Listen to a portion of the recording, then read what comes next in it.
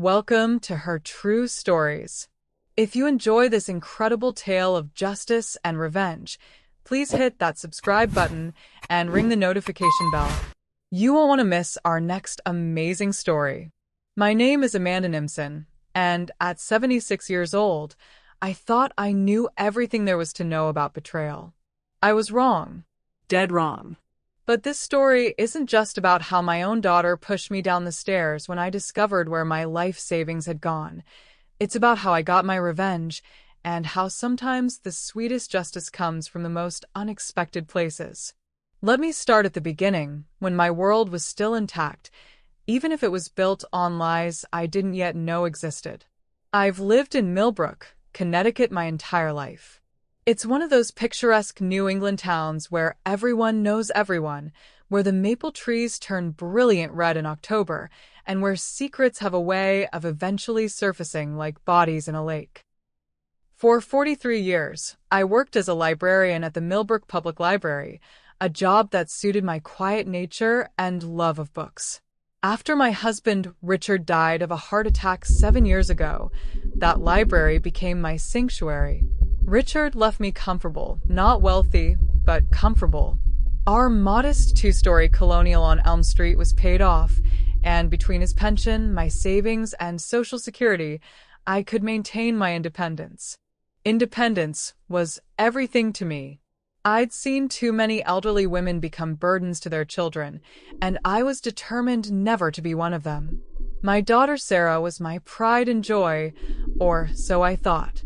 At 42, she was a successful real estate agent with her own agency, married to Tom, a construction contractor. They lived in a beautiful contemporary home in the hills outside town with their 2 teenage children, Emma and Jake. Sarah had always been ambitious, even as a child. While other kids played with dolls, she was setting up lemonade stands and calculating profits. "Mom, you don't need to live alone in that big house," Sarah would say during our weekly Sunday dinners. "It's too much for you to maintain.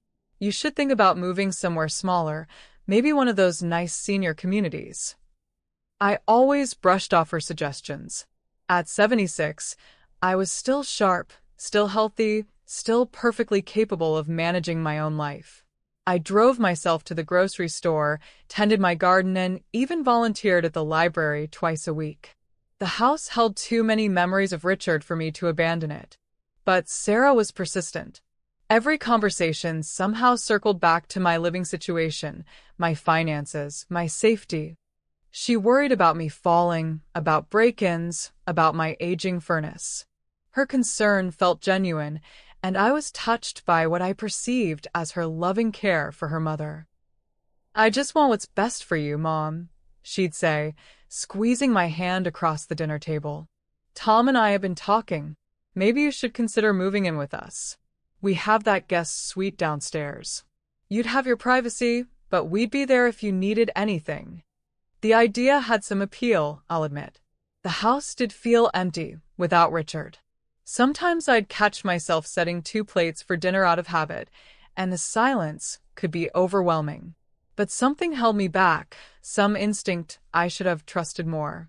"I appreciate the offer, sweetheart," I'd tell her, "but I'm not ready yet. Maybe in a few years." Sarah would smile and nod, but I started noticing a tightness around her eyes, a forced quality to her laugh. I attributed it to her busy schedule. Real estate was demanding, especially in a competitive market like Fairfield County. What I didn't know was that Sarah's business was failing. The first real crack in my foundation of trust came on a rainy Tuesday in March. I was at the bank, making my usual monthly deposit for my pension check, when I struck up a conversation with Janet Mills, one of the tellers I'd known for years. "How's Sarah's new business venture going?" Janet asked casually as she processed my transaction. I looked at her blankly. "What new business venture?" Janet's expression shifted, and I could see her mentally backpedaling. "Oh, I thought she mentioned she was expanding into commercial properties.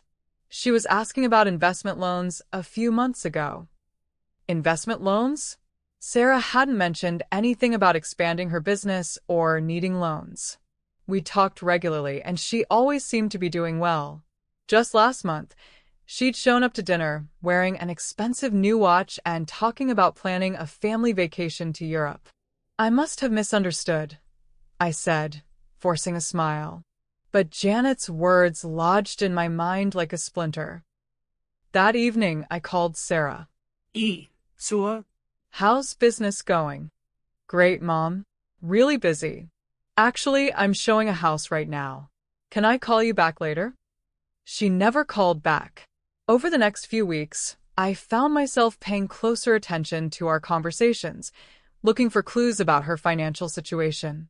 Sarah was good at deflection. I'll give her that.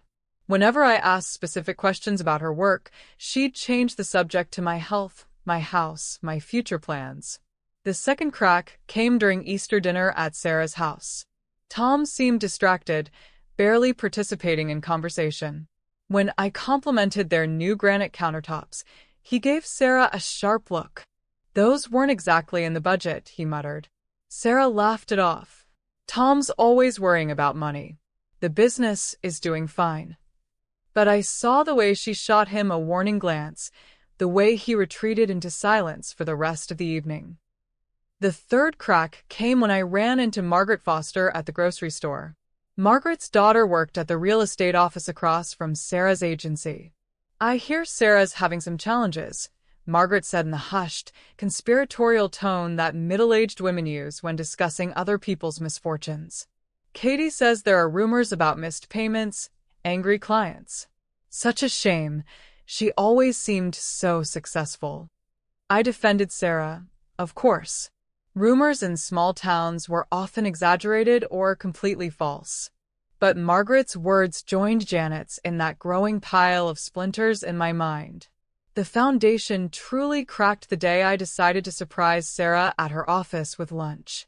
I'd made her favorite chicken salad sandwiches and driven to the strip mall where her agency was located.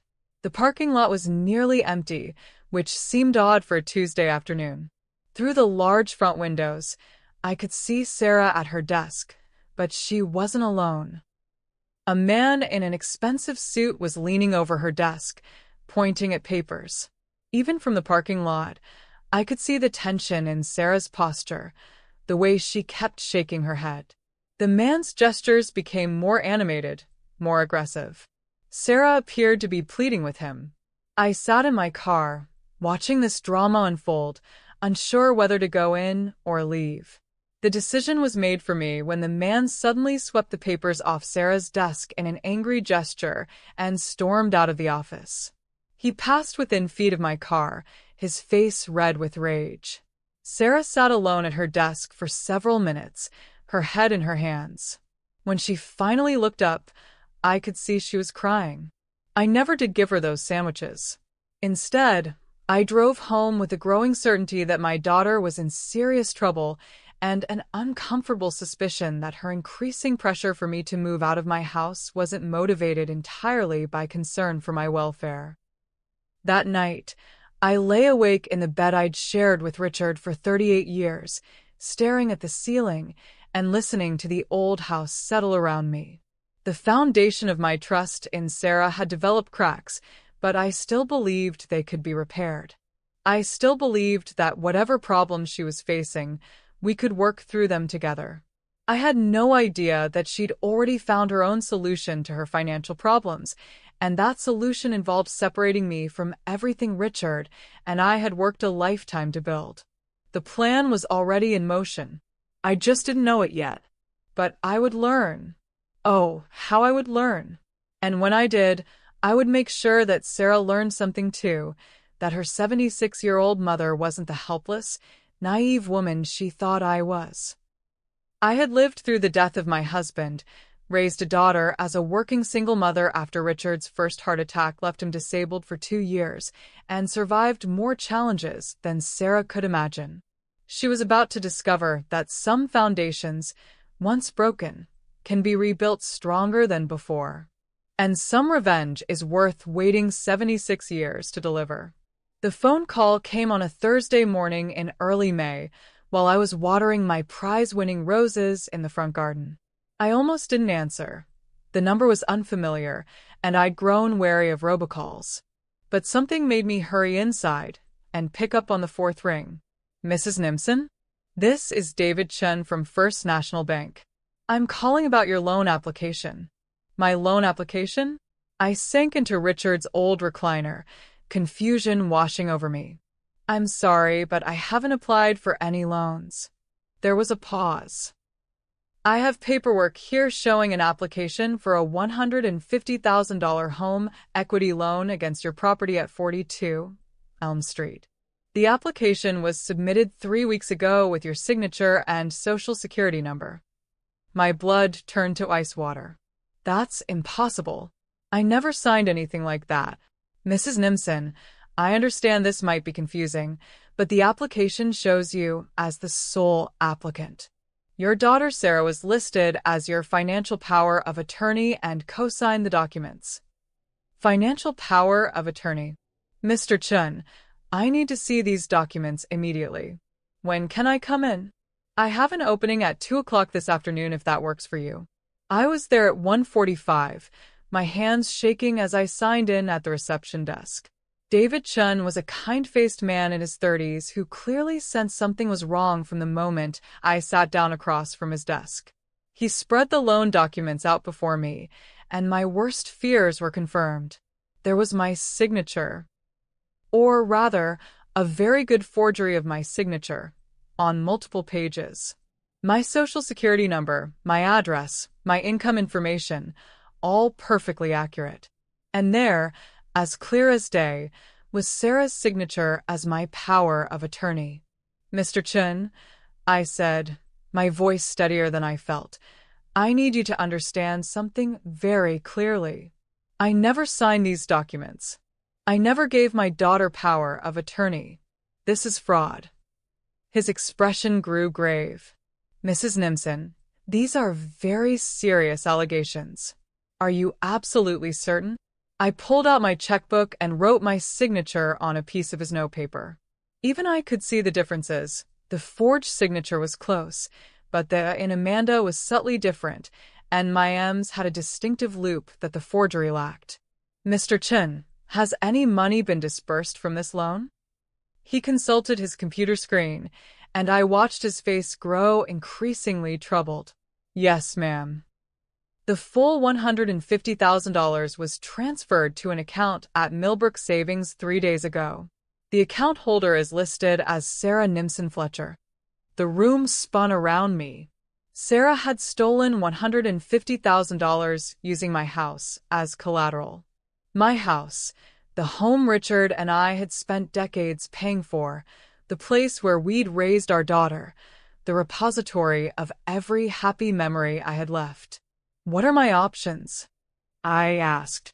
Well, if this is indeed fraud, you'll need to file a police report. The bank will launch its own investigation. But, Mrs. Nimson, I have to warn you, until this is resolved, you're still legally responsible for the loan payments. The first payment of $1,200 is due in 30 days. $1,200 a month. On my fixed income, that would consume nearly half my monthly budget. Sarah knew that. She knew exactly what this would do to me. I left the bank in a daze, driving home on autopilot while my mind raced.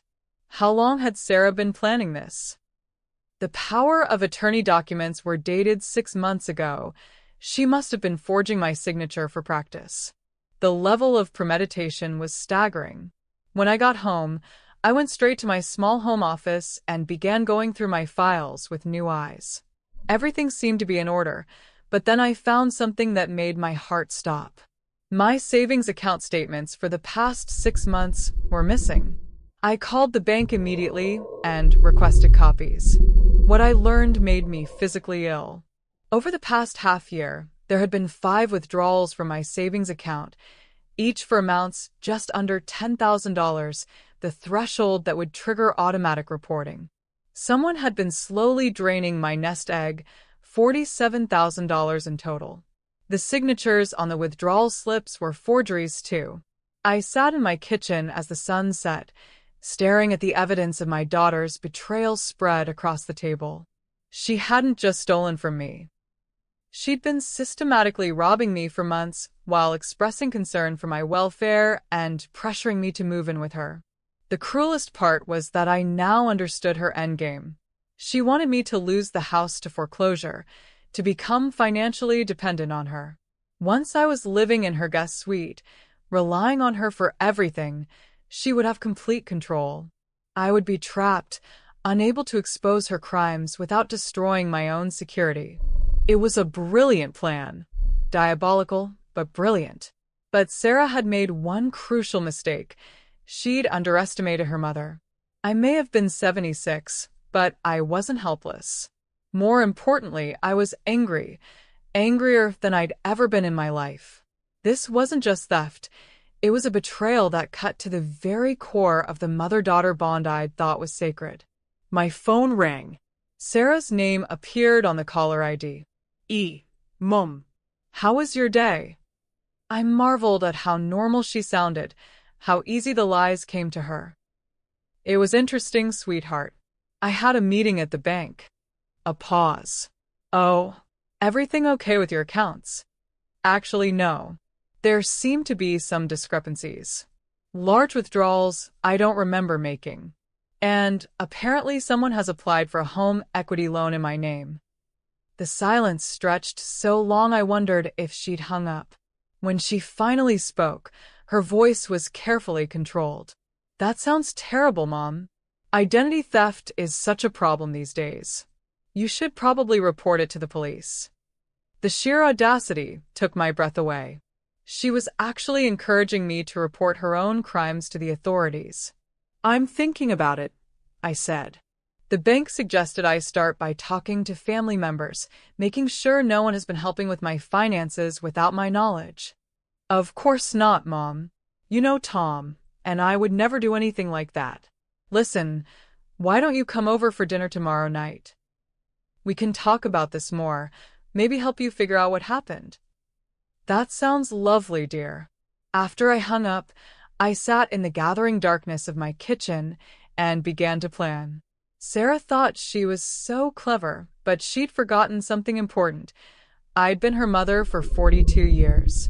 I knew how her mind worked, how she solved problems, how she manipulated situations to her advantage.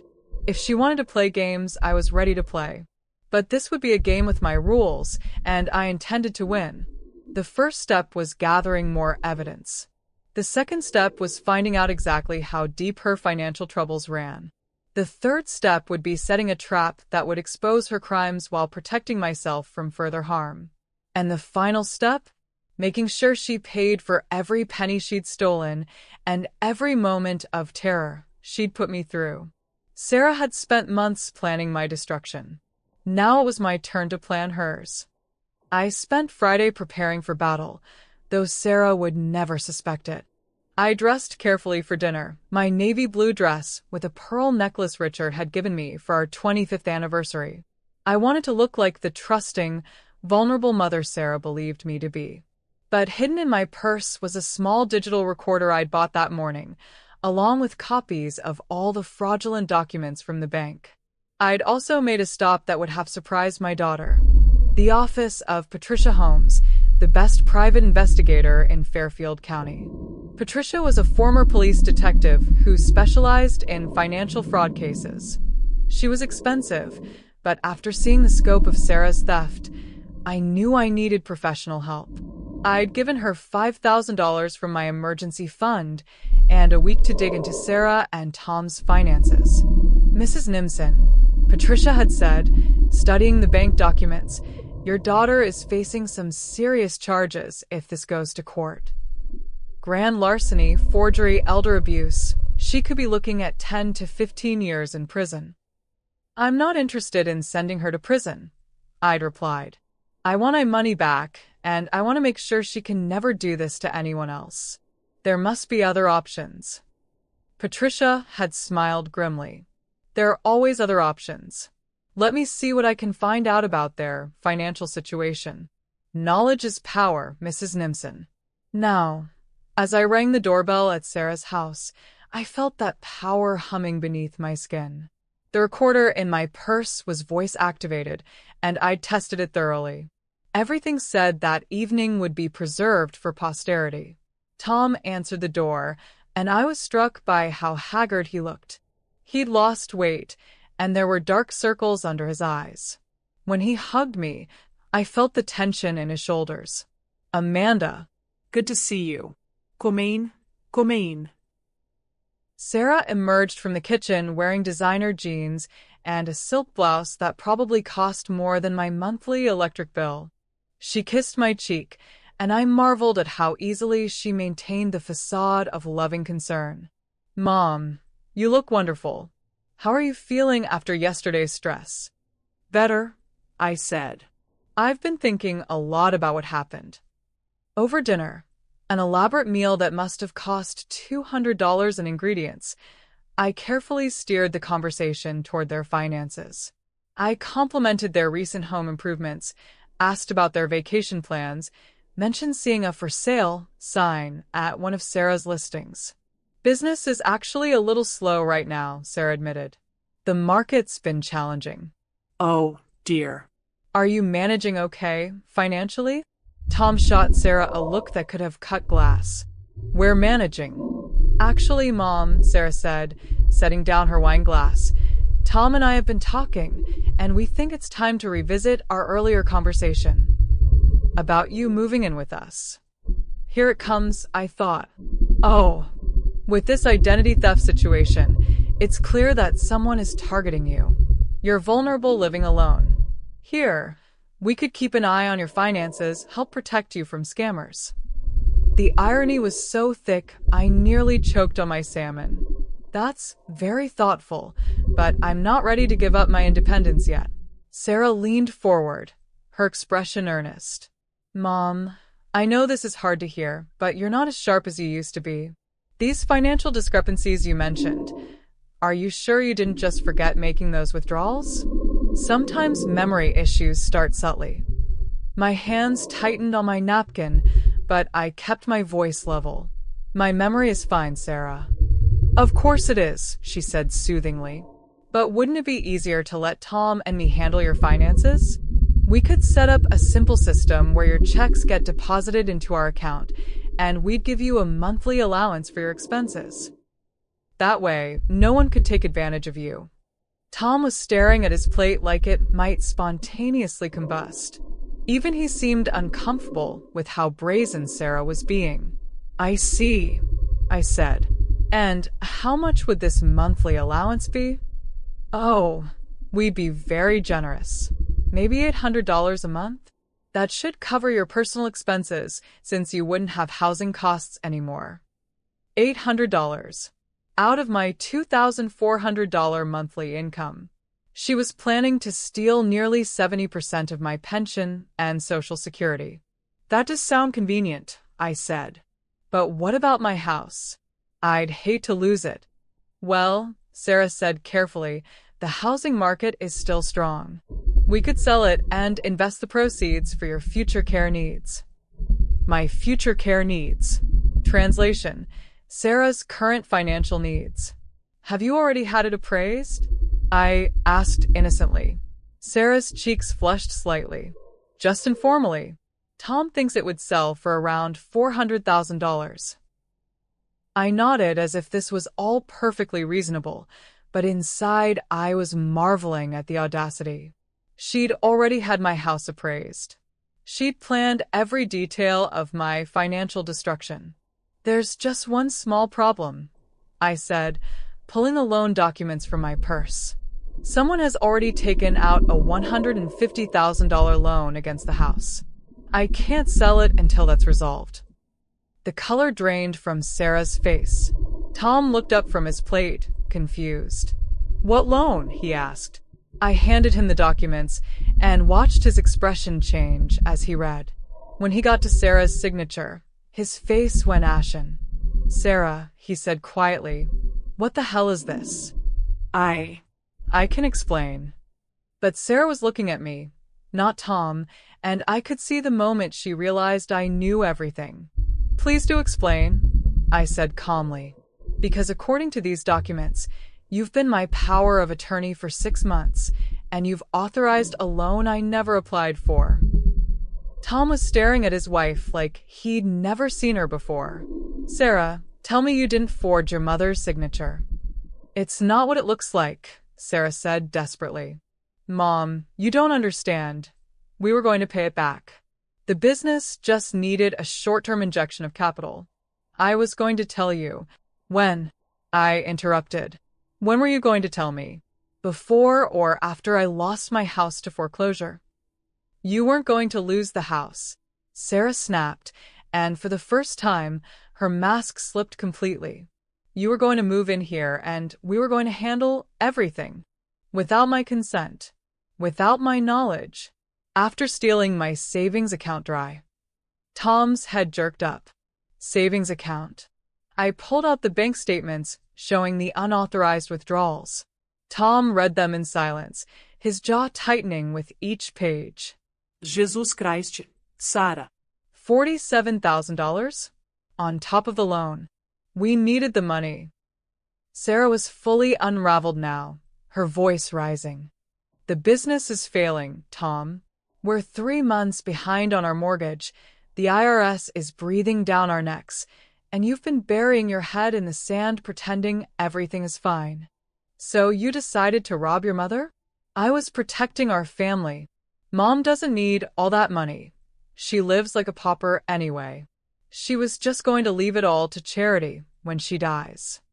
The casual cruelty of that statement hit me like a physical blow. In Sarah's mind, I was already dead, my money already hers by right. Actually, I said, standing up, I've been reconsidering my will lately. I gathered the documents and put them back in my purse. Thank you for dinner. It was very illuminating. Sarah grabbed my arm as I moved toward the door. Mom, wait. We can work this out. As a family. I looked down at her hand on my arm, then met her eyes. Sarah, you ceased to be my family the moment you decided to steal from me. Don't call me again unless it's to discuss repaying every penny you've taken. You don't understand the position you're putting me in, she said, her voice turning threatening. If you report this to the police, I'll go to prison. Is that what you want? To destroy your only daughter's life? What I want, I said, pulling free of her grip, is my money back. All of it. You have 72 hours to figure out how to make that happen. I walked out, leaving them to their argument. As I got in my car, I could hear shouting from inside the house. Tom's voice, raised in anger. Sarah's, shrill with panic. The recorder in my purse had captured every word. Driving home through the dark streets of Millbrook, I felt something I hadn't experienced in months. Hope. Sarah's desperation was showing, and desperate people make mistakes. She'd revealed the depth of their financial crisis, admitted to the theft on tape, and shown her true colors to her husband. But more importantly, she'd underestimated me one final time. She thought I was a helpless old woman who would eventually cave to family pressure and keep quiet about her crimes. She was about to learn how wrong she was. When I got home, I called Patricia Holmes. Mrs. Nimson? How did dinner go? Better than expected. I have a full confession on tape. How's your investigation progressing? Very well. I think you're going to be very interested in what I've discovered about your daughter's business practices. Can you meet me tomorrow morning? Absolutely. Patricia, how quickly can financial fraud cases move through the system? If the evidence is solid? Very quickly, especially when it involves elder abuse. Why? I smiled in the darkness of my kitchen. Because Sarah seems to think she has time to maneuver her way out of this. I want to make sure she doesn't. I'll make some calls tonight. We can have this moving by Monday morning if you're ready to proceed. I'm ready. After I hung up, I sat in Richard's chair and thought about the woman who had raised me. My mother had been a steel magnolia, sweet and genteel on the surface, but with a core of pure iron. She taught me that a lady never loses her temper in public, never shows weakness to her enemies, and never, ever forgives someone who betrays her family. Sarah had forgotten those lessons, but I was about to remind her. Saturday morning brought unexpected visitors. I was having my coffee and reading the newspaper when the doorbell rang. Through the window, I could see Tom standing on my front porch alone. He looked like he hadn't slept. I took my time answering the door, studying his face through the security chain. Dark stubble, bloodshot eyes, rumpled clothes. The confident contractor I'd known for 15 years had been replaced by a broken man. "Amanda, please. I need to talk to you."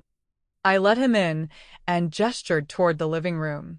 He sat heavily on the couch, burying his face in his hands. "She's gone," he said finally. "Gone. Left around midnight. Took the kids to her sister's house in Boston. Said she needed time to think." He looked up at me, his eyes pleading. "Amanda, I swear to God, I didn't know about any of this. The loan, the withdrawals, I had no idea." I studied his face carefully. Tom had always been a terrible liar, and I could see the genuine anguish there. "What did you know?" "I knew we were in trouble financially. The construction business has been brutal the last 2 years, and Sarah's real estate commissions were way down. But I thought we were managing. I trusted her to handle the books." He laughed bitterly. "Stupid, right? How bad is it, Tom?" He pulled a crumpled piece of paper from his pocket. "I spent the night going through everything. We're $340,000 in debt. Credit cards, business loans, back taxes. The house is in pre-foreclosure. We haven't made a payment in 4 months." I felt a stab of sympathy for him, which surprised me. Tom was collateral damage in Sarah's war against financial reality. "What about Emma and Jake?" I asked. My grandchildren were 17 and 15, old enough to understand that their world was collapsing. They don't know the details yet. Sarah told them we're having some temporary financial problems. His voice cracked. "Amanda, what am I supposed to tell them? That their mother is a criminal? You tell them the truth. Age appropriately, but the truth." Tom was quiet for a long moment. "What are you going to do?" "About Sarah, I mean." I had planned to keep my strategy to myself, but looking at this broken man, the father of my grandchildren, I felt compelled to be honest. "I'm going to pursue criminal charges unless she returns every penny she stole. All of it, Tom. The loan, the withdrawals, plus interest and damages. That's nearly $200,000. We don't have it." Then she should have thought of that before she decided to rob her mother. Tom nodded slowly. "You're right. God help me. You're absolutely right. I keep thinking about Emma and Jake. This is going to destroy them. Sarah destroyed them, not me. I'm just cleaning up the mess." My phone rang. Patricia Holmes. "Excuse me, Tom. I need to take this." I went into the kitchen for privacy. "Patricia?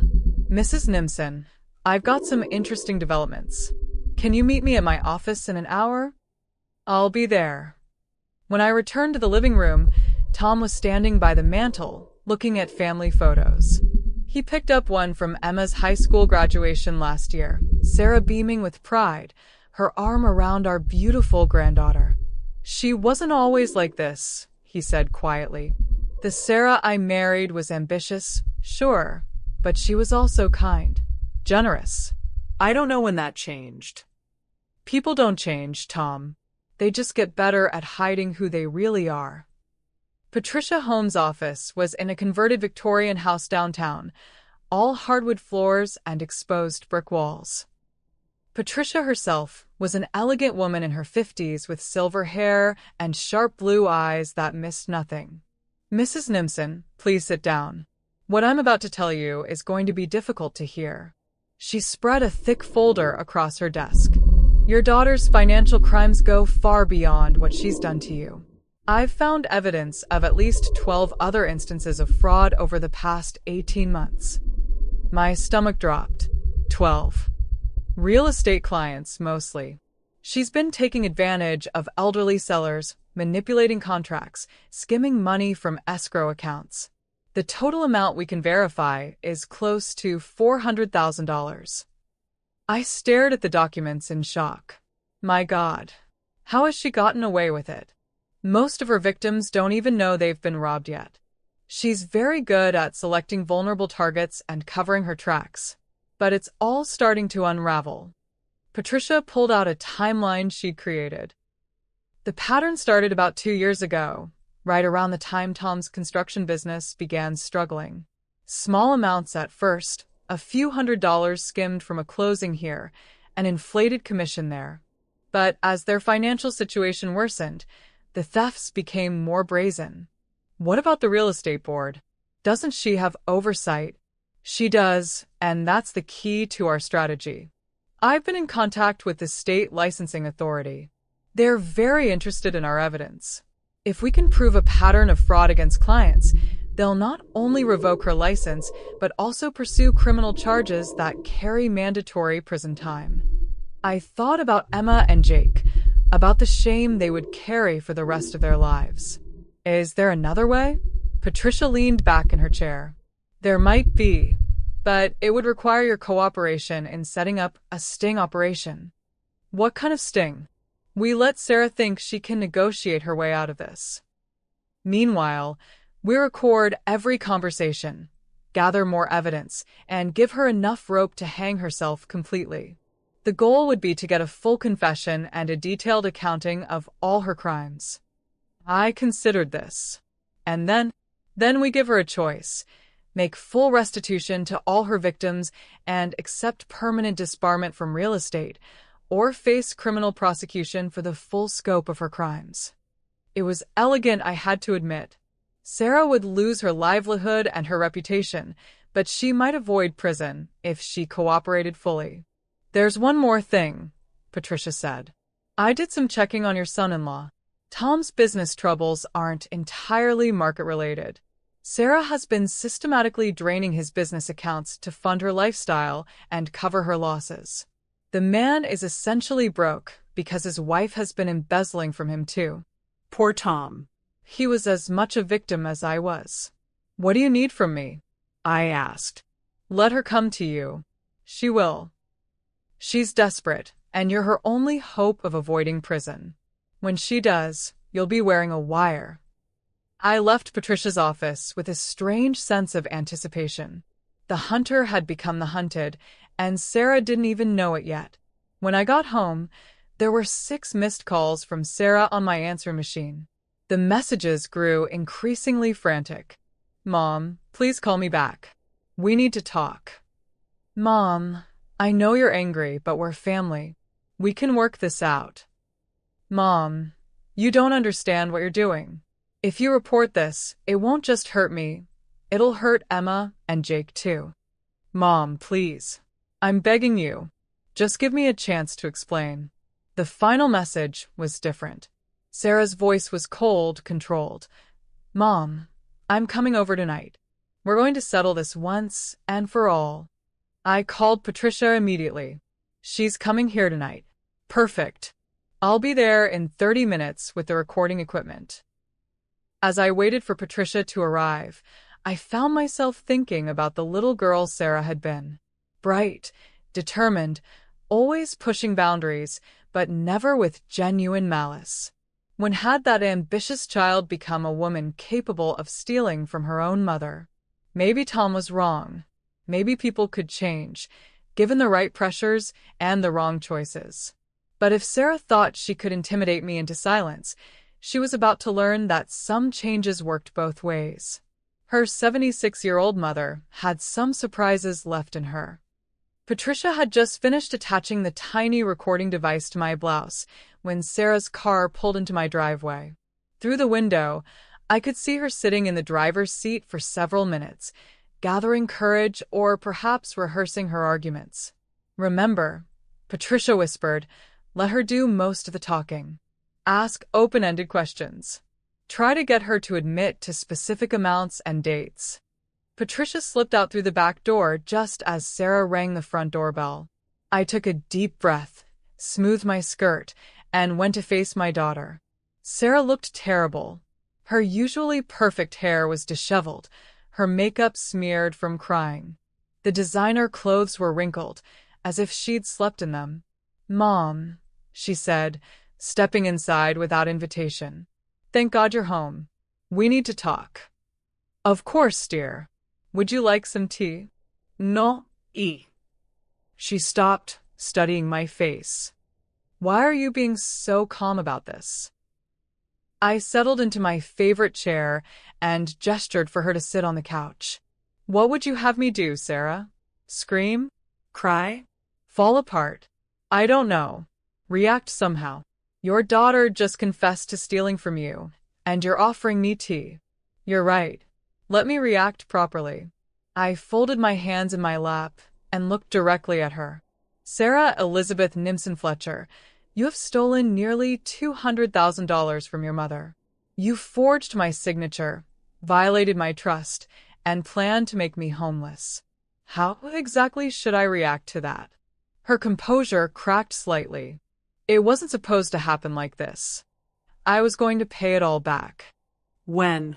With what money? The business was going to turn around. Real estate always bounces back. I just needed time. I leaned forward. "Sarah, tell me about the other clients you've stolen from." Her face went white. "What are you talking about?" "The Hendersons, Mrs. Patterson, the Kowalski estate." Should I continue? Sarah stared at me in shock. "How do you know about your pattern of fraud? Your systematic theft from vulnerable clients?" "I know everything, Sarah." She began to shake. "Mom, you don't understand. The pressure I've been under, the stress." "So, you decided to steal from elderly people who trusted you?" "It wasn't stealing. I was borrowing. I was going to pay everyone back once." "Once what?" "Once you sold my house out from under me? Once you drained my accounts completely?" Sarah suddenly stood up, pacing to the window. When she turned back, her expression had hardened. Fine. "You want to know the truth? Yes, I took money from clients. Yes, I forged your signature. But what choice did I have? You had the choice to live within your means. You had the choice to ask for help. You had the choice to be honest." "Honest?" Sarah laughed bitterly. "Like you were honest with me about your will?" I blinked. What? "I saw the new will, Mom. The one you had drawn up last month. Leaving everything to charity, cutting me out completely." My blood chilled. I hadn't changed my will recently. "Sarah, what are you talking about?" She pulled a folded document from her purse and threw it on the coffee table. "Don't play dumb. I found this in your desk drawer when I was looking for your insurance papers." I picked up the document with trembling hands. It was indeed a will, or rather a very good forgery of a will. It left my entire estate to various charities, with only token amounts to Sarah and the grandchildren. "Sarah, this isn't my will. I didn't write this." "Stop lying," she screamed. "I know you hate me.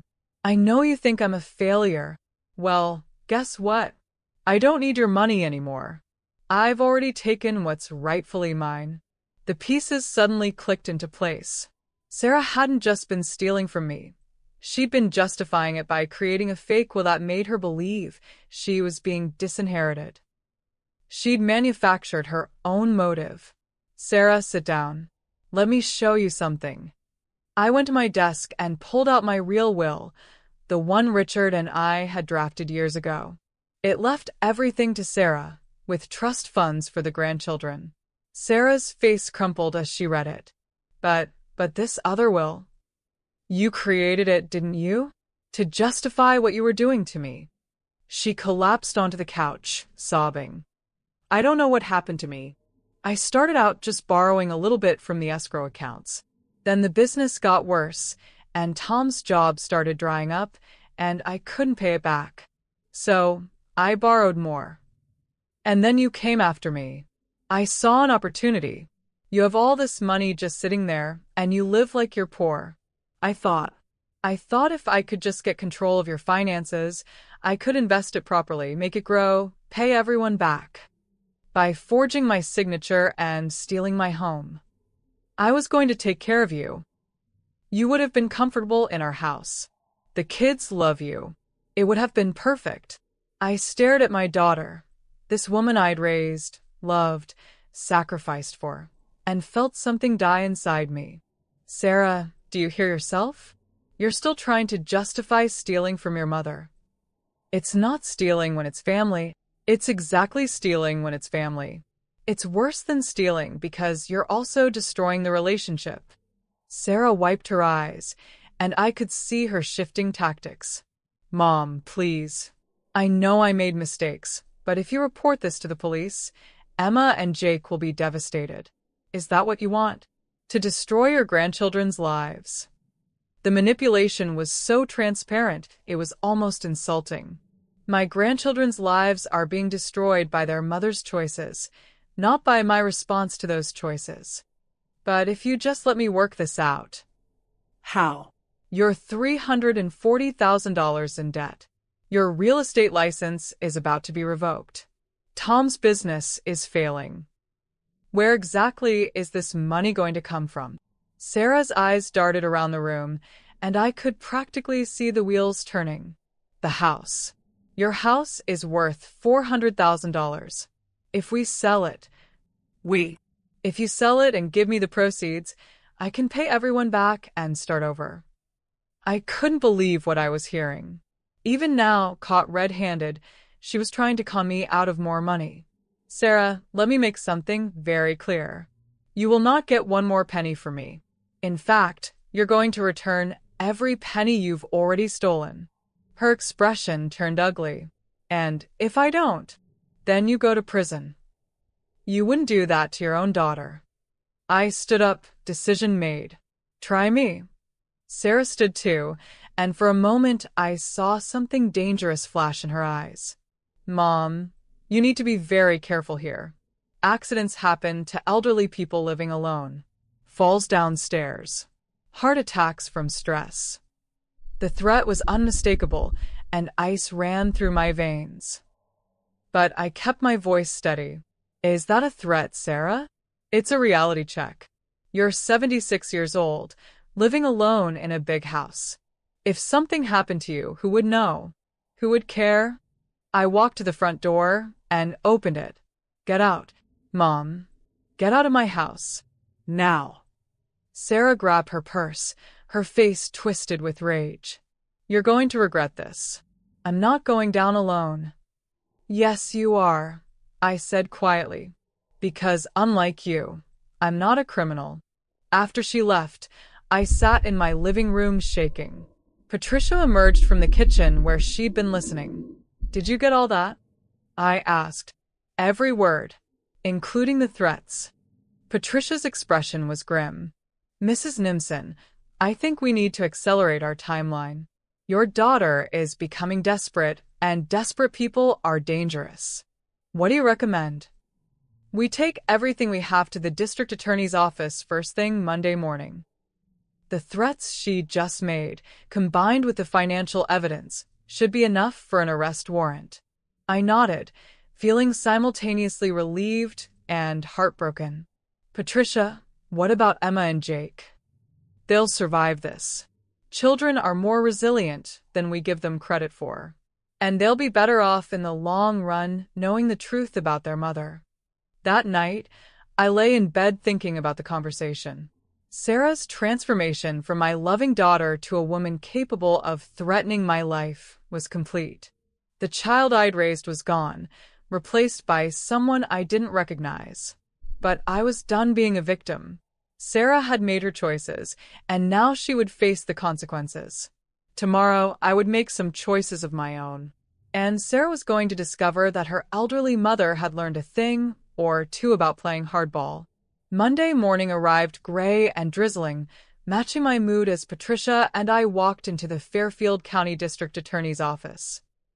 We'd requested an emergency meeting with ADA Michelle Rodriguez, a prosecutor known for her aggressive pursuit of white-collar criminals. Rodriguez was younger than I'd expected, maybe 40, with sharp dark eyes and an air of competence that immediately put me at ease.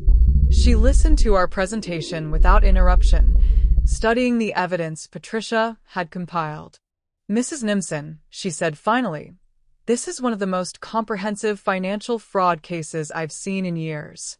Your daughter has committed multiple felonies against numerous victims. We're looking at potential sentences totaling 20 to 30 years. The number hit me like a physical blow. 20 to 30 years? Elder abuse carries enhanced penalties, and the pattern of fraud against multiple victims makes this a career criminal case. Add in the threats she made against you on Saturday night, and we could also charge her with attempted extortion and intimidation of a witness." Patricia leaned forward. "What are Amanda's options for protecting herself while ensuring justice for all the victims?" Rodriguez consulted her notes. "We can offer your daughter a plea deal if she cooperates fully. Complete restitution to all victims, cooperation in recovering assets, and a guilty plea to reduced charges. She'd still serve time, probably 5 to 7 years, but it beats life in prison. And if she doesn't cooperate, then we prosecute to the full extent of the law." I thought about Emma and Jake, about Tom trying to hold his family together. How quickly can this move forward? I can have an arrest warrant by this afternoon. But Mrs. Nimson, I need to ask, are you prepared for what comes next? This will be public. Your family situation will be in the newspapers. Your daughter will likely try to paint you as a vindictive mother destroying her family. I straighten my shoulders. "Ms. Rodriguez, my daughter chose this path when she decided to steal from her mother. I'm simply choosing not to be her victim anymore." Good. "Patricia, I'll need all your evidence files transferred to our office. Mrs. Nimson, I'll have a detective contact you about your testimony." As we left the DA's office, I felt a strange sense of liberation. For months, I'd been reacting to Sarah's actions. Now I was taking control of my own destiny. My phone rang as Patricia was driving me home. Tom's number. "Amanda, where are you? Something's happened." "What kind of something?" "Sarah's back. She showed up this morning with a U-Haul truck and 3 men I don't recognize. They're loading furniture and boxes." My stomach dropped. She's removing evidence. That's what I thought. I tried to stop them, but Sarah says she has a right to take her personal belongings. "Amanda, they took the computer that has all our financial records on it." "Call the police, Tom. Right now." "I already did. They're on their way." Patricia had heard my end of the conversation and was already turning the car around. "We need to get there before she destroys everything." When we arrived at Tom and Sarah's house, it was chaos. 2 police cars were in the driveway, and I could see uniformed officers talking to a group of men standing beside a half-loaded truck. Sarah was nowhere to be seen. Tom met us at the front door, his face grim. "She's barricaded herself in the home office. Says she won't come out until the police leave." Officer Martinez, whom I recognized from the neighborhood, approached us. "Mrs. Nimson, I understand you filed a complaint against your daughter. The district attorney's office is issuing an arrest warrant this afternoon. She's trying to destroy evidence. Do you have a copy of the warrant?" Patricia handed him a document. "This is a court order authorizing the seizure of financial records related to the fraud investigation." Martinez studied it, then nodded to his partner. "Ma'am, we're going to need your daughter to come out and speak with us." What followed was a 2-hour standoff. Sarah refused to leave the office, claiming she was having a medical emergency and couldn't be moved. The police couldn't break down the door without a specific warrant, and Sarah knew it. Finally, ADA Rodriguez arrived with a full search warrant and a team of forensic accountants. "Sarah Fletcher," Rodriguez called through the office door. "This is the district attorney's office. We have a warrant to search these premises and seize any computers, files, or financial records related to your business activities. You have 60 seconds to open this door before we break it down." The door opened immediately. Sarah emerged looking defiant but scared, flanked by a lawyer I didn't recognize, an expensive-looking man in $1,000 suit. "My client has nothing to say," the lawyer announced. "She doesn't need to say anything," Rodriguez replied. "Sarah Fletcher, you're under arrest for grand larceny, elder abuse, forgery, and witness intimidation." As the handcuffs clicked around Sarah's wrists, she looked directly at me. "I hope you're happy, Mom. You've destroyed your own family." "No, Sarah," I said quietly. "You did that all by yourself." The forensic team spent 4 hours going through the house, seizing computers, files, and boxes of documents. They found evidence of crimes even Patricia hadn't discovered: fraudulent tax returns, shell companies created to hide assets, forged client signatures on dozens of real estate transactions. Tom watched it all in stunned silence. When the police finally left with Sarah in custody, he sank into his living room chair like a broken man. "What happens now?" he asked. "Now we start putting the pieces back together," I said. "Tom, you're as much a victim here as anyone else. Sarah stole from you too.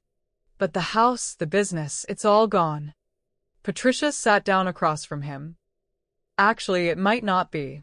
If we can prove that Sarah used fraudulent means to accumulate debt in your name, those debts might be dischargeable. You could potentially save the house." Tom looked up with the first spark of hope I'd seen in his eyes. "Really? It's complicated, but possible. You'll need a good bankruptcy attorney."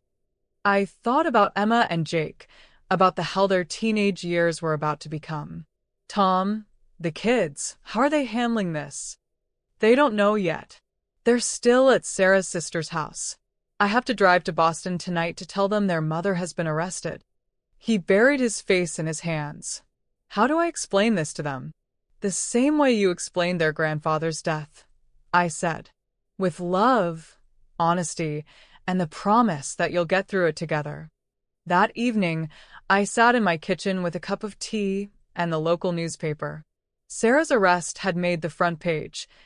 "Local realtor arrested for elder abuse." The article detailed the charges and mentioned that she'd allegedly stolen nearly $200,000 from her elderly mother. My phone had been ringing all day. Neighbors, former library colleagues, old friends expressing shock and support. The consensus seemed to be that I'd done the right thing, but it still hurt. Patricia stopped by around 8 o'clock with an update. "Sarah's being held on $500,000 bail," she reported.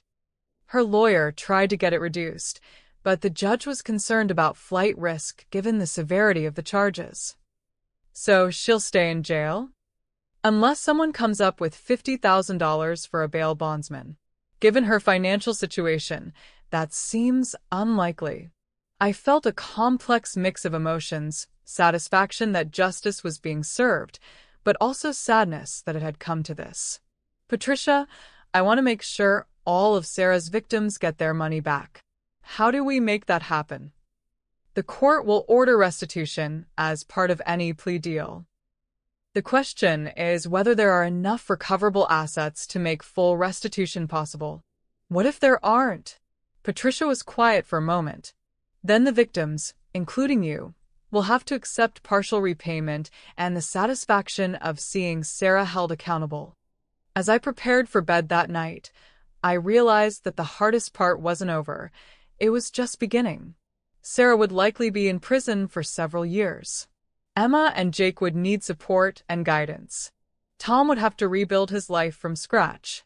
But for the first time in months, I felt safe in my own home. The immediate threat was over, and I was no longer anyone's victim.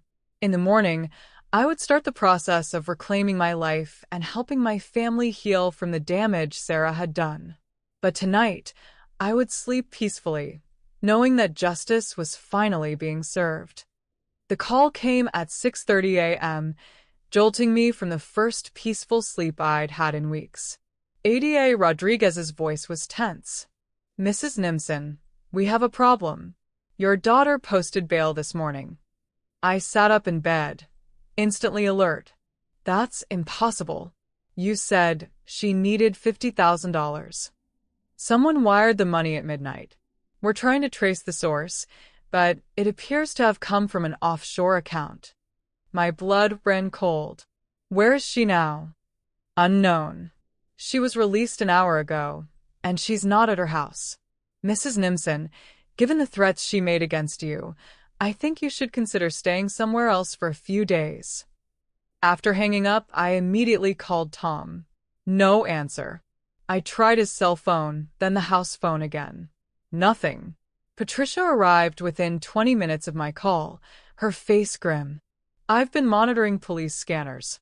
There was a disturbance at Tom's house around 4 a.m. Neighbors reported shouting. We drove to Sarah's house together, my heart pounding with each mile. When we arrived, Tom's pickup truck was in the driveway, but something was wrong.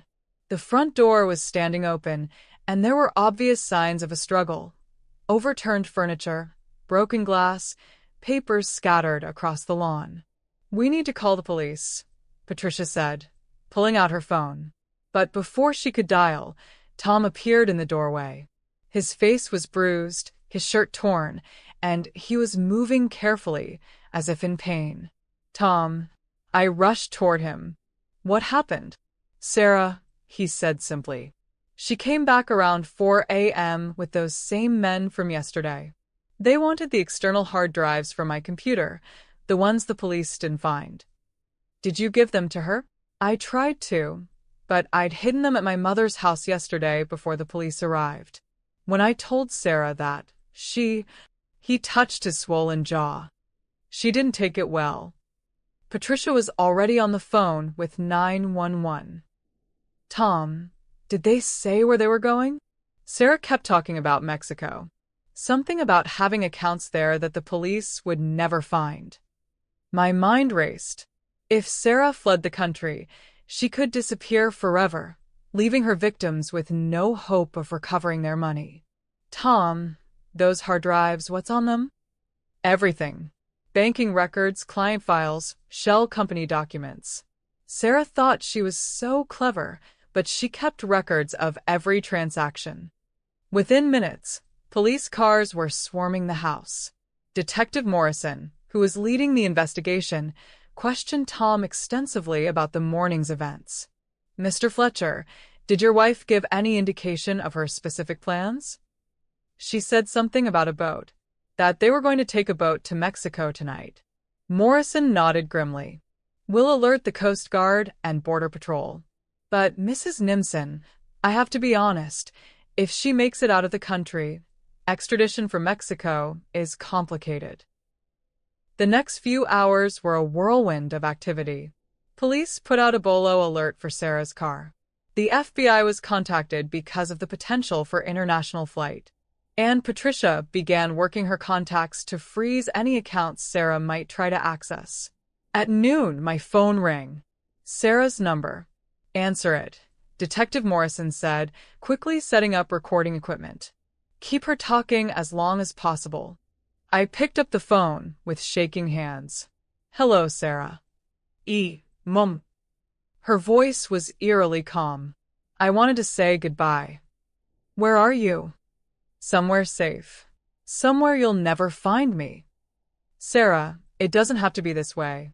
If you come back, if you cooperate with the authorities. Cooperate? She laughed bitterly. So, I can spend the next 20 years in prison? I don't think so. What about Emma and Jake? You're just going to abandon your children? There was a long pause. They're better off without me. Tom's a good father. He'll take care of them. Sarah, please. Think about what you're doing. I am thinking. For the first time in months, I'm thinking clearly. You want to know something funny, Mom? I'm not even angry anymore. This whole mess started because I was trying to live up to your expectations, trying to be the successful daughter you wanted. I never put that pressure on you. Didn't you? Every conversation was about how proud you were of my business, my house, my achievements. What was I supposed to do when it all started falling apart? Admit to you that I was a failure? Despite everything she'd done, I felt a stab of pain, hearing the hurt in her voice. Sarah, you could have come to me. We could have worked through this together. Like we worked through Dad's death? You were so strong, so perfect. You never needed anyone. How was I supposed to tell you I was drowning? I closed my eyes, remembering the years after Richard's death, when I'd focused all my energy on appearing strong for Sarah's sake. Had I been too strong? Had I taught her that vulnerability was weakness? Mom, are you there? I'm here. I want you to know something. The money I took from you, it wasn't about greed. It was about survival. My business was failing, and I was desperate. But what about the other clients? The elderly people you stole from? Another pause. That was different. Once I started, I couldn't stop. It was like an addiction. Each time I told myself it would be the last time, but then another crisis would come up. Detective Morrison was making frantic gestures, pointing to his watch. They needed more time to trace the call. Sarah, where are you going? What's your plan? I have friends in Mexico. People who can help me start over. What about the money? All the money you stole? Most of it's gone, Mom. The business debts, the credit cards, the lifestyle we couldn't afford. There's maybe $50,000 left in offshore accounts. $50,000 out of nearly $400,000 stolen from various victims. The scope of the destruction was staggering. Sarah, if you run now, you'll be running for the rest of your life. You'll never see your children grow up, never meet your grandchildren. I know. Her voice broke for the first time. But it's better than spending the rest of my life in prison. Listen to me. The line went dead. Detective Morrison immediately got on his radio, coordinating with various agencies. But I could see in his face that the trace hadn't been successful. She's smart, he said grimly. Probably using burner phones and moving frequently. Patricia put her arm around my shoulders. Amanda, you did everything you could. But had I? As I sat in Tom's destroyed living room, I couldn't stop thinking about Sarah's words. Had my strength after Richard's death inadvertently taught her that asking for help was a sign of weakness? Had I been so focused on being independent that I'd failed to show her how to be vulnerable? My phone buzzed with a text message from an unknown number. Take care of Emma and Jake. Tell them I loved them. S. I showed the message to Detective Morrison. This sounds like a goodbye message. She's definitely planning to disappear. As the afternoon wore on, reports came in from various agencies. Sarah's car had been found abandoned at a marina in Bridgeport. Security cameras showed her boarding a private yacht with 3 men around 2 p.m. The Coast Guard was searching the waters off Connecticut, but in a boat, Sarah could reach international waters within hours. By evening, it was clear that she was gone. What happens now? Tom asked as the last of the police cars pulled away from his house. Now we start the process of asset recovery, Patricia replied. The court will seize whatever property and accounts they can find. Your house, Sarah's business assets, any recoverable funds. And the victims? They'll get whatever the court can recover, divided proportionally based on their losses. I thought about Mrs. Patterson, the widow Sarah had stolen from, about the Kowalski family, who'd trusted Sarah to handle their father's estate, about all the people whose retirement dreams had been shattered by my daughter's greed. Patricia, I want to do something. For the other victims. What do you mean? My house is worth $400,000. If I sell it and put the proceeds into the Victim Restitution Fund, it would go a long way toward making people whole. Tom looked at me in shock. Amanda, you can't do that. Sarah stole from you too. Yes, but I have other resources. My pension, my savings accounts that she didn't touch. I can survive. Some of these other victims can't. Patricia was quiet for a long moment. Amanda, that's incredibly generous, but are you sure? That house is your security, your legacy. I looked around at the destruction Sarah had left in her wake. Broken furniture, shattered glass, a family torn apart by greed and deception. My real legacy isn't a house, I said finally. It's how I choose to respond to this crisis. Richard and I always believed in doing the right thing, even when it was difficult.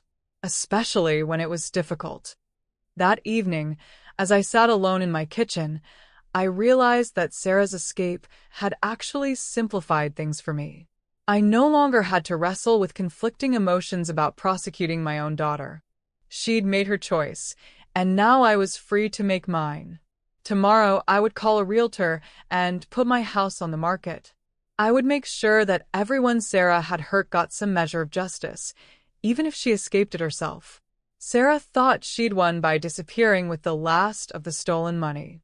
But she'd actually given me something far more valuable than revenge, the opportunity to transform a story of betrayal into one of redemption. And sometimes, the best revenge is proving that you're better than the person who hurt you. 6 weeks after Sarah's disappearance, I stood in the empty living room of my house on Elm Street, watching the new owners do their final walkthrough. The Petersons were a young couple with 2 small children, the kind of family Richard and I had dreamed of being when we first bought this house 43 years ago. Mrs. Nimson, Mrs. Peterson said, approaching me with a warm smile, "Are you sure you don't want to take the rose bushes? They're absolutely beautiful." I looked out the window at the garden I'd tended for decades. They belong with the house now.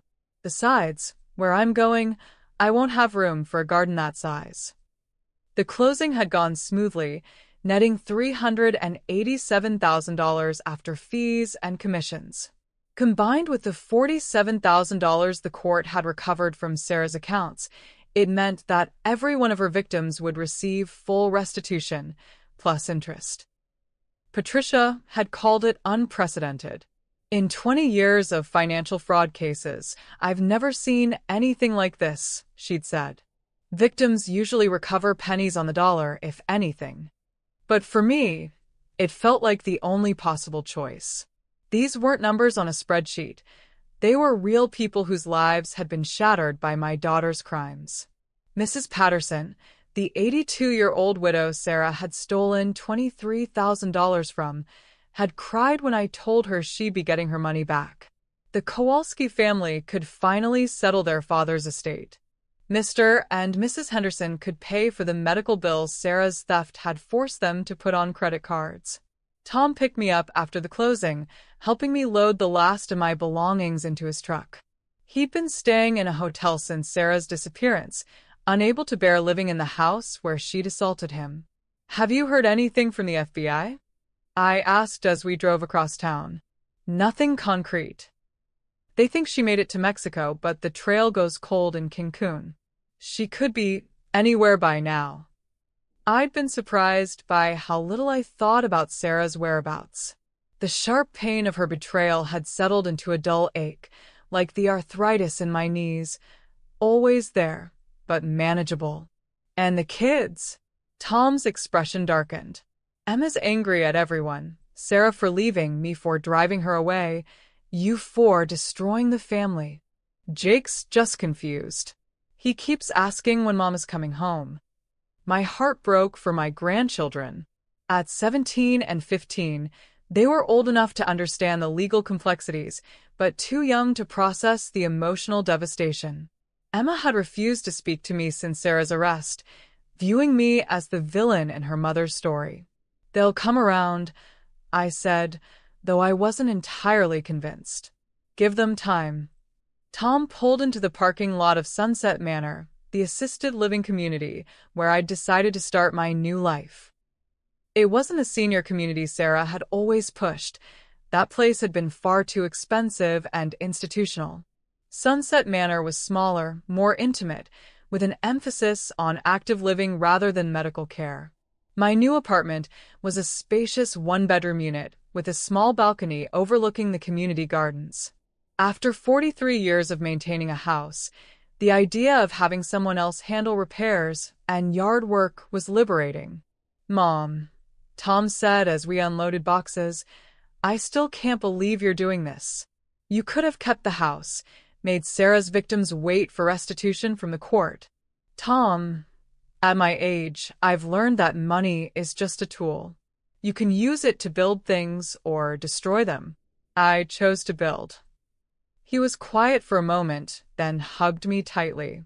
Sarah was an idiot to throw away a mother like you. I was settling into my new routine when the letter arrived. It was forwarded from my old address, postmarked from somewhere in Central America with no return address. My hands shook as I recognized Sarah's handwriting. Mom, I know you probably don't want to hear from me, but I needed you to know that I never meant for things to go this far. When I started taking money from clients, I told myself it was temporary, just until the business recovered. But once you start lying, it becomes easier to keep lying than to tell the truth. I know you'll never forgive me for what I did to you, and I don't blame you. I betrayed the person who loved me most in the world, and I'll have to live with that for the rest of my life. I've been thinking a lot about what you said on the phone, about how I could have come to you for help. You're right. I was so afraid of disappointing you, of admitting that I wasn't the successful daughter you thought I was, that I chose crime over honesty. I want you to know that I'm safe. I can't tell you where I am, but I have enough money to survive, and I'm working on building a new life. It's a simple life, nothing like the luxury I thought I needed before. Please tell Emma and Jake that I love them, and that leaving them was the hardest thing I've ever done. Tell them that I hope someday they'll understand that I left to protect them from further embarrassment, not because I didn't love them. And Mom, please tell Tom that he's a good man, and that none of this was his fault. I hope he can rebuild his life and find happiness. I know I have no right to ask this, but please take care of my children. They're going to need their grandmother now more than ever. With love and profound regret, Sarah. P.S. I heard about what you did with the house money. I'm not surprised. You always were the strongest, most generous person I knew. I hope someday I can be half the woman you are. I read the letter 3 times, tears streaming down my face. Despite everything she'd done, she was still my daughter, and part of me would always love the little girl she'd been. But I also knew that the woman she'd become had made choices that couldn't be undone. The victims she'd hurt, the family she destroyed, the life she'd thrown away, these were consequences she would have to live with forever. I folded the letter carefully and put it in my jewelry box, next to the last photo I had of our family together, taken at Emma's high school graduation, when we were all still living in the illusion that we were happy. 2 weeks later, Tom asked me to join him for coffee at the diner downtown. He looked better than he had in months. The bruises had faded, and he'd gained back some of the weight he'd lost during the crisis. I wanted to update you on the bankruptcy proceedings, he said, stirring sugar into his coffee. The court has ruled that most of our debts were fraudulently incurred by Sarah without my knowledge. They're discharging about $200,000 in credit card and business debt. That's wonderful news. Yeah, and the insurance company is finally paying out on the construction projects that Sarah sabotaged.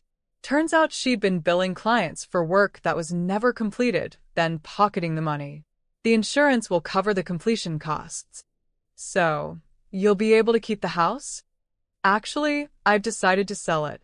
Too many bad memories. He paused, looking uncomfortable. Amanda, there's something else. Emma wants to see you. My heart leaped. Really? She's been in therapy since Sarah left. The counselor helped her understand that you were trying to protect the family, not destroy it. She's still angry, but she wants to try to rebuild your relationship. That afternoon, I met my granddaughter at the park where I used to push her on the swings when she was little. At 17, Emma was beautiful, tall and blonde like her mother, but with Tom's kind eyes. Grandma, she said awkwardly, sitting beside me on the bench. Hello, sweetheart. We sat in silence for several minutes, watching children play on the equipment. I'm sorry, she said finally, for blaming you, for saying those horrible things. You don't need to apologize, Emma. You were protecting your mother. That's natural. But she was wrong, wasn't she? What she did to you, to all those people, there's no excuse for that. I took her hand.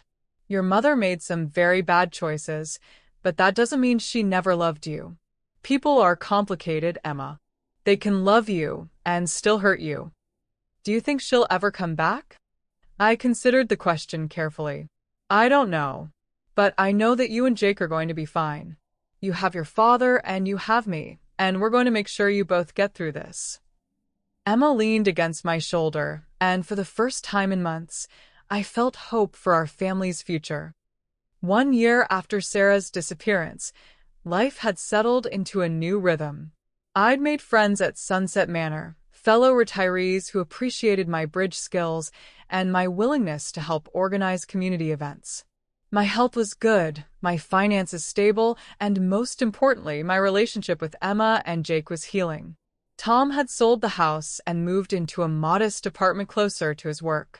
The construction business was slowly recovering, and he'd even started dating again, a kind woman named Linda who worked at the kids' school. Emma was thriving at the University of Connecticut, majoring in social work. She told me she wanted to help families in crisis, to be the person she wished had been there for ours. Jake, now 16, was doing well in high school and had started working part-time at Tom's construction company. I thought the chapter on Sarah was closed until Patricia called on a Tuesday morning in March. Amanda, I need to see you immediately. Something's happened. She arrived at Sunset Manor within the hour, carrying a thick envelope and wearing an expression I couldn't read. What is it, Patricia? The FBI called yesterday. They've located Sarah. My heart stuttered. Where? She's dead, Amanda. She died in a car accident in Guatemala 6 months ago. The words hit me like a physical blow. Despite everything she'd done, Sarah was still my daughter. How? What happened? According to the Guatemalan authorities, she was driving on a mountain road during a rainstorm. The car went off a cliff. She was killed instantly. I sat heavily in my chair, trying to process this information. 6 months ago? Why are we just hearing about it now? She was living under an assumed name. It took this long for the FBI to connect her fingerprints to our case. Patricia opened the envelope and pulled out several documents. There's more, Amanda. Before she died, Sarah had been working with a legal aid organization, helping abuse victims navigate the court system. She was also sending money. Sending money where? To a victim restitution fund she'd set up in Connecticut. Small amounts, maybe $500 a month, but regular. She'd been sending it for almost a year. I stared at the bank records Patricia showed me. Every month, like clockwork, Sarah had been sending money back to help repair the damage she'd caused. How much total? About $6,000. Not much compared to what she stole, but Patricia shrugged. Maybe she was trying to make amends in the only way she could. That evening, I called Tom to break the news. His reaction surprised me. I'm relieved, he said quietly. I know that sounds terrible, but I've been living in fear that she'd come back someday and try to take the kids. Now they can finally move on. What about Emma and Jake? How do we tell them? Together. Can you come over tonight? The conversation with my grandchildren was one of the most difficult of my life. Emma cried, not from grief, exactly, but from the finality of it all. Jake was silent for a long time, then asked, Does this mean she never loved us? No, sweetheart, I said, pulling him close. It means she loved you so much that she thought you'd be better off without her. She was wrong about that, but the love was real. Later that week, we held a small memorial service. Not for the woman who had stolen and betrayed, but for the daughter, wife, and mother who had existed before greed and desperation consumed her. Only family attended, Tom, the kids, and me. We shared memories of better times. Sarah teaching Emma to ride a bike, helping Jake with his science fair projects, the way she used to laugh at Richard's terrible jokes. It wasn't closure exactly, but it was acknowledgement. We acknowledged her life, her love, and her failures with equal measure. 2 months after Sarah's memorial service, I received a visitor that caught me completely off guard. I was reading in my apartment when the front desk called to say that Mrs. Patterson was here to see me.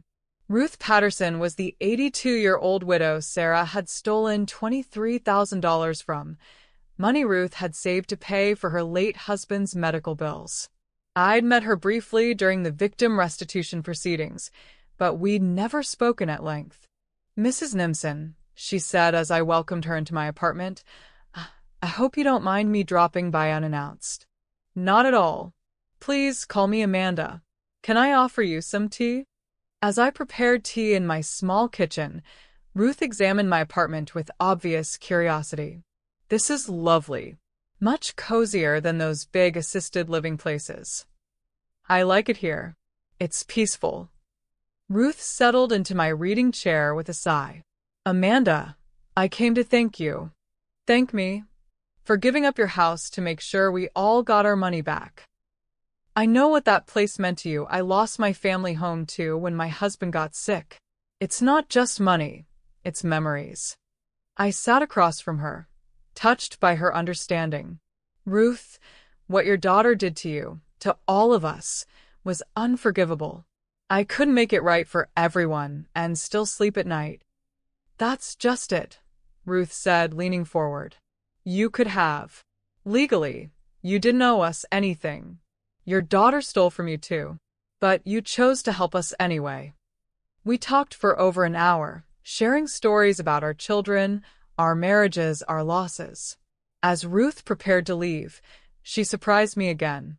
"Amanda, I'm part of a group that meets every Tuesday evening at the community center. Other seniors who've been victims of financial fraud or elder abuse. Would you consider joining us?" "I don't know. I'm not sure I'm ready to." "Think about it," Ruth said gently.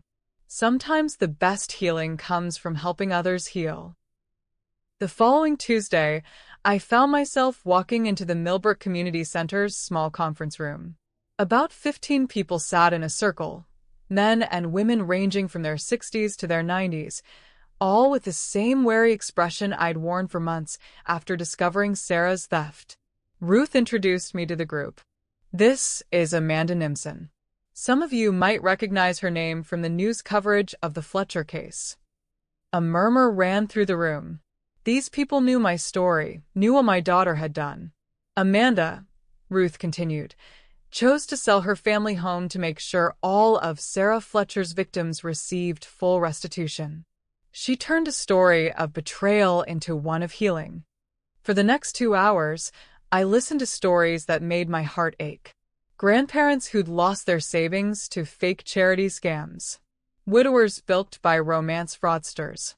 Elderly couples who'd been conned out of their retirement by smooth-talking investment advisors. But I also heard stories of resilience, of people who'd rebuilt their lives after devastating losses, of families who'd grown stronger in the face of betrayal. When it was my turn to speak, I found myself talking not just about Sarah's crimes, but about the choice I'd made afterward. "The worst part wasn't the money," I said. "It was the loss of trust. When your own child betrays you, it makes you question everything you thought you knew about family, about love, about the world." Heads nodded around the circle. These people understood. "But I learned something important," I continued. "You can choose how to respond to betrayal. You can let it make you bitter and suspicious, or you can use it to build something better." After the meeting, several people approached me. Margaret Williams, whose son had stolen her entire pension, wanted my advice on how to rebuild her relationship with her grandchildren. James Morrison, conned by a fake financial advisor, was struggling with whether to testify in the upcoming trial. "It's scary," he admitted, standing up in court, having everyone know how stupid I was. "You weren't stupid," I said firmly. "You were trusting. There's a difference." Driving home that night, I realized Ruth had been right. Helping others process their trauma was helping me process mine. These people weren't looking for pity. They were looking for hope, for proof that life could continue after betrayal. I started attending the Tuesday meetings regularly. Within a few months, I'd become an unofficial mentor to newer members, sharing my experience and offering practical advice on everything from dealing with lawyers to rebuilding family relationships. The group also gave me a new sense of purpose. We began advocating for stronger elder abuse laws, speaking at community events about fraud prevention, and supporting other victims through the legal process. One evening, as I was leaving the community center, I ran into Detective Morrison, who'd handled Sarah's case. "Mrs. Nimson, good to see you. How are you doing?" "Very well, thank you. Are you here for the self-defense class?" He grinned. "My mother-in-law signed up. She's determined to learn how to protect herself after reading about all these scams in the news." "Good for her. It's never too late to learn new skills." "Speaking of which," Morrison said, his expression growing more serious, "I've been following the work you're doing with the fraud victims group. It's impressive. It's been therapeutic. Have you ever considered taking it further? We've been looking for someone to help train our officers on how to better handle elder abuse cases. Someone who understands what victims go through." The suggestion intrigued me. "What would that involve?" "Consulting on cases, maybe helping with interviews when we have elderly victims. A lot of seniors won't report these crimes because they're embarrassed or afraid their families will think they're losing their mental capacity." I thought about my own reluctance to report Sarah initially, about the shame and self-doubt I'd felt. I'd be interested in learning more. As I drove home that night, I reflected on how dramatically my life had changed. A year and a half ago, I'd been a retired librarian, living quietly in my family home, blissfully unaware that my daughter was systematically destroying lives. Now I was an advocate, a mentor, and potentially a consultant to law enforcement. Sarah's betrayal had forced me out of my comfortable routine and into a world where I could make a real difference. It wasn't the retirement I'd planned, but it was the one I needed. The call came on a crisp October morning, almost 2 years to the day since I'd first discovered Sarah's theft. I was preparing for my weekly visit with Emma, who was home from college for fall break, when my phone rang. "Mrs. Nimson? This is Agent Sarah Martinez with the FBI's Financial Crimes Unit. We have some new developments in your daughter's case that I think you'll want to know about." My heart skipped. "Has someone been arrested?" "Not exactly. Mrs. Nimson, we've discovered that your daughter was working as an informant for Guatemalan authorities before her death. She'd been helping them investigate a money laundering operation that was targeting American retirees." I sank into my chair, stunned. "An informant?" "She'd been providing information about how these scams work from the American side. Her background in real estate fraud made her valuable to their investigation." "But why? Why would she risk herself like that?" Agent Martinez paused. "According to her handler in Guatemala, she said she was trying to make up for the harm she'd caused. She wanted to prevent other families from going through what yours did."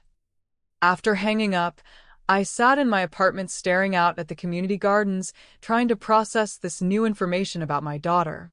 Even in exile, even while living under an assumed name, Sarah had been fighting the same fight I was, protecting vulnerable seniors from financial predators. It didn't excuse what she'd done to me, to Tom, to her other victims. But it suggested that somewhere in the woman who'd betrayed us all, the daughter I'd raised still existed. That afternoon, Emma and I met for lunch at our usual spot, a small cafe downtown that served excellent soup and sandwiches. At 19, she'd grown into a poised young woman with a quiet strength that reminded me of myself at that age. "Grandma," she said after I'd shared the FBI's news, "do you think Mom was trying to redeem herself?" "I think she was trying to live with herself," I replied carefully. "Redemption is something other people give you. Peace is something you have to find for yourself." Emma was quiet for a moment, stirring her soup thoughtfully. I've been thinking about something. "My social work professor has been talking about restorative justice, helping victims heal by giving them a voice in how crimes are addressed. That sounds like what we've been doing with a support group. Exactly. Grandma, what if we started a foundation? Something focused on helping families recover from financial elder abuse. The idea was intriguing. What would that look like? Education, support groups, maybe even financial assistance for victims who can't recover their losses. We could call it the Sarah Fletcher Foundation, not to honor her, but to make sure her story prevents other tragedies. I was amazed by Emma's vision and maturity. That's a wonderful idea, sweetheart. But it would be a lot of work. I know. But I want to do something meaningful with my life, something that comes from our experience. And I think it's what Mom would have wanted in the end. Over the following months, Emma and I worked together to establish the foundation. Tom contributed his business skills, helping us navigate the legal requirements and set up proper governance. Jake, now a senior in high school, created a website and social media presence with the tech-savvy enthusiasm of his generation. The foundation's mission was threefold: education about elder financial abuse, support for victims and their families, and advocacy for stronger legal protections. We partnered with the police department, the district attorney's office, and other nonprofits to create a comprehensive response system. Our first major event was a community awareness day held at the Millbrook Community Center. We expected maybe 50 people. Over 200 showed up. Ruth Patterson spoke about her experience as a victim and the importance of reporting crimes. Detective Morrison presented on warning signs and prevention strategies. I talked about the choice we all face when betrayed, to become bitter or to become better. But the most powerful speaker was Emma. Standing at the podium in her simple blue dress, she looked so much like Sarah at that age that my breath caught. My mother was a criminal, she began, her voice steady and clear. She stole from vulnerable people, including her own mother. For a long time, I was angry at everyone. At her for leaving, at my grandmother for prosecuting her, at the world for being unfair. The room was completely silent. But I've learned that anger is a choice. Forgiveness is a choice. And how we respond to tragedy is a choice. My grandmother chose to use her pain to help others. My mother, in her final years, chose to try to make amends. I'm choosing to carry on that work. After the event, people approached us with their own stories, their own needs for support and guidance. We exchanged contact information, shared resources, and planted the seeds for what would become a network of mutual support throughout Fairfield County. That evening, as I was cleaning up my apartment after the long day, I found myself looking at the last family photo I had, the one from Emma's high school graduation. Sarah's smile looked different now, less perfect but more human. She'd been struggling even then, probably desperately trying to hold her world together while it crumbled around her. My phone rang. It was Tom. Amanda, I wanted to thank you. For what? For everything. For not giving up on our family after Sarah destroyed it. For showing Emma and Jake that they could build something good from something terrible. Tom, we all did that together. No, you led the way. You could have retreated into bitterness and isolation. Instead, you chose to fight for all of us. After we hung up, I realized he was right, but not in the way he thought. I hadn't been fighting for them. I'd been fighting for myself. For the right to define my own response to betrayal. For the right to choose hope over despair, action over victimhood. Sarah had taken my money, my trust, and my illusions about family. But she hadn't taken my power to choose what came next. And that, perhaps, was the sweetest revenge of all. 5 years have passed since I first discovered Sarah's theft, and I'm writing this final chapter for my new office at the Sarah Fletcher Foundation. We've helped over 300 families recover from financial elder abuse, trained dozens of law enforcement officers, and successfully advocated for stronger penalties for these crimes. Emma graduated last month with her master's in social work and has taken over as the foundation's executive director. She's brilliant at the work, bringing both professional expertise and personal understanding to every case. Jake is studying business at UConn, planning to add his skills to our efforts after graduation. Tom remarried Linda 2 years ago in a small ceremony at their new home. They've created a blended family that includes Linda's teenage daughter, and they've all grown close to my grandchildren. It's not the family we started with, but it's a good family, one built on honesty rather than illusion. I still live at Sunset Manor, though I've moved to a larger apartment to accommodate my office space and the growing collection of thank you letters from families we've helped. My health remains good, my mind sharp, and my purpose clear. But this story isn't really about what happened after Sarah's crimes were discovered. It's about the choice that defines every victim of betrayal, how to respond when someone you love destroys your trust. I could have retreated into my wounded pride, content to be a victim for the rest of my life. I could have spent my remaining years bitter and suspicious, telling anyone who'd listen about my ungrateful daughter who stole from her own mother. Instead, I chose revenge, but not the kind Sarah expected. My revenge wasn't about punishment or payback. It was about transformation. I transformed her legacy of theft and betrayal into a force for healing and protection.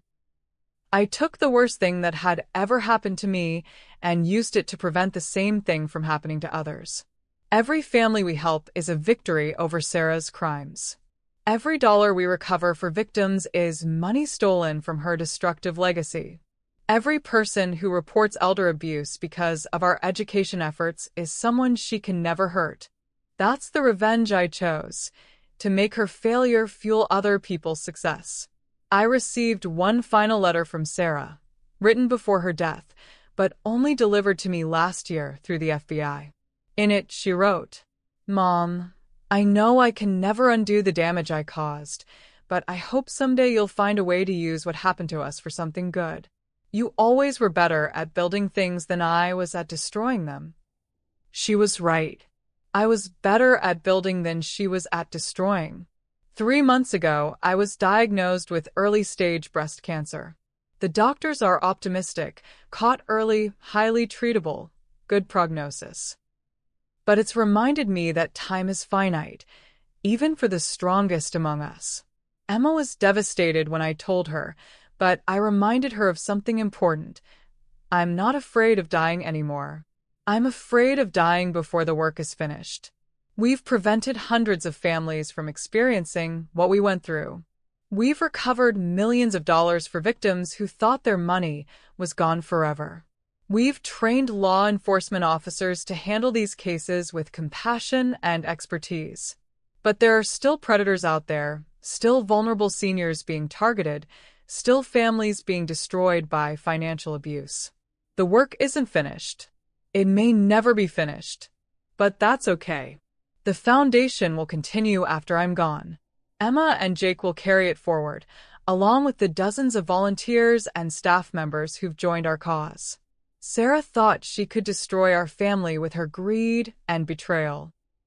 Instead, she gave us a mission that has strengthened us beyond anything we thought possible. That's the funny thing about revenge. Sometimes the best revenge isn't about hurting the person who hurt you. Sometimes it's about proving that they couldn't break you.